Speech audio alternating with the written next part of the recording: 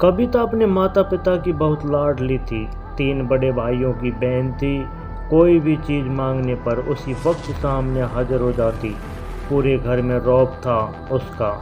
पूरे परिवार और नौकरों पर राजकुमारी की तरह हुक्म चलाती थी कविता। स्कूल में भी पूरा रौब था उसका। बड़े घर की लाडली जो थी वह। ऐसे ही उसने कॉलेज में दाखिला लिया। उसके ठाट बाट, बड़ी गाड़ी में आना जाना, हर दिन नया फैशन देखकर हर कोई उससे दोस्ती करना चाहता था।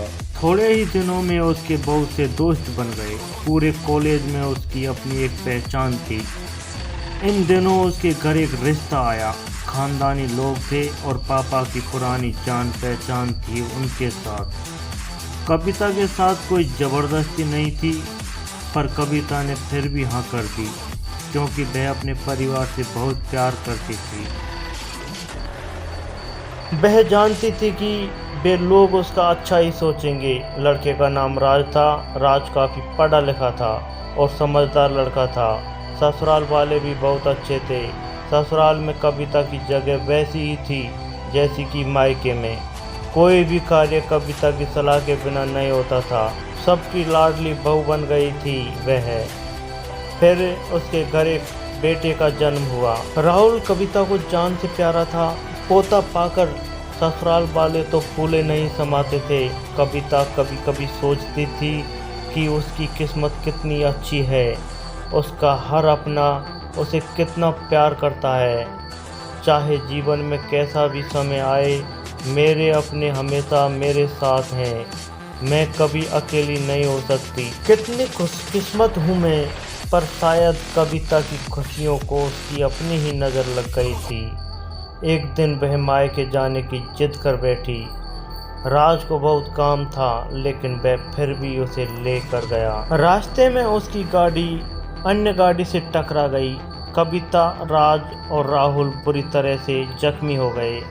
काफ़ी दिनों के इलाज के बाद राज और राहुल तो ठीक हो गए, लेकिन कविता पूरी तरह ठीक ना हो सकी। सर पर चोट लगने के कारण वह अपनी आंखों की रोशनी खो बैठी। अब कविता की किस्मत जैसे उल्टे पांव चलने लगी। मायके वाले कुछ दिनों तक उसे मिलने आते रहे। फिर कभी कभार फ़ोन ही करके पूछ लेते कि अब कैसी हो। धीरे धीरे ये सिलसिला भी कम हो गया। ससुराल वाले की सहानुभूति भी कम होने लगी। घर में किसी को पास बैठने के लिए कहती तो जवाब मिलता, बहुत काम है, अब तुम भी हाथ नहीं बटा सकती। राज भी चिड़चिड़ा हो गया था। बस राहुल ही था उसके साथ, जिसके साथ हंसते खेलते उसका वक्त गुजरता। एक दिन कविता के हाथ से कुछ सामान गिर गया, जिसकी वजह से राहुल को हल्की सी चोट लग गई। कविता के सास ससुर ने राहुल को उससे अलग कर दिया कि कहीं उसके न देखने की वजह से बच्चे का कोई नुकसान न हो जाए। कविता अंदर से टूट चुकी थी। एक दिन उसने सबके सामने मायके जाने की इच्छा रखी, तो राज उसे तुरंत मायके छोड़ आया, जैसे कि वह यही चाहता था। लेकिन राहुल को उसके साथ नहीं भेजा गया। कविता कभी राहुल से दूर नहीं रही थी, पर अपनी कमी के कारण उसने ज़्यादा बहस नहीं की। कविता को लगा कि वह 3-4 दिन वहाँ रहेगी तो थोड़ा हवा पानी बदल जाएगा, क्योंकि वह कितने दिनों से कहीं भी बाहर नहीं गई थी। घर वाले भी इतने दिनों बाद उसे देखकर कितने खुश होंगे। कविता के घर पहुँचने पर सब लोग बहुत खुश हुए। खाने में सब कुछ कविता की पसंद का ही बना था। उसने अपने मम्मी पापा और भाई भाभीयों से दिल खोल कर बातें की। उनके छोटे छोटे बच्चे भी बुआ के साथ घुल मिल गए थे। रात को सोने के वक्त जब वह कपड़े बदलने लगी, तो उसे पता चला कि उसका बैग तो बहुत भरा हुआ था। वह सब समझ गई। वह बहुत उदास हो गई। कुछ दिनों तक तो सब कुछ ठीक रहा, फिर जैसे सब बदलने लगा। सबका व्यवहार बदल रहा था। वह लोग जैसे थक चुके थे उससे। सब लोग घुमा फिरा कर पूछने लगे कि राज कब आ रहा है उसे ले जाने।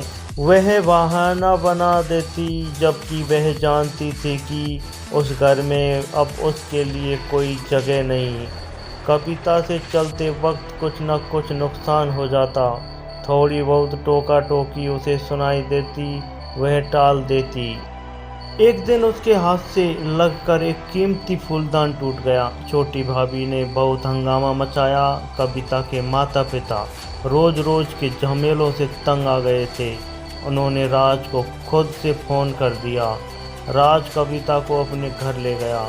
कविता को अपने परिवार वालों से ये उम्मीद ना थी। जिस कविता के कहे बिना घर में एक पत्ता भी नहीं हिलता था, उस घर के लिए वह अब बोझ बन चुकी थी।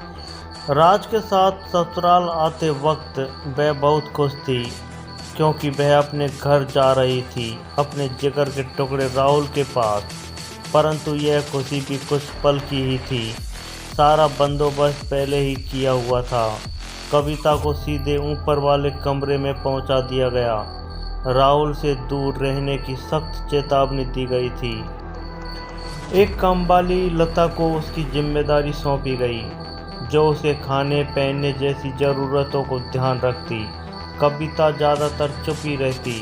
कभी कभी कामवाली लता से थोड़ा बतिया लेती। उसके जरिए राहुल का पता चल जाता। सबकी लाडली बेटी और बहू सबके लिए लाडली से बोझ बन चुकी थी। इमोशनल स्टोरी सुनने के लिए हमारे चैनल को सब्सक्राइब करें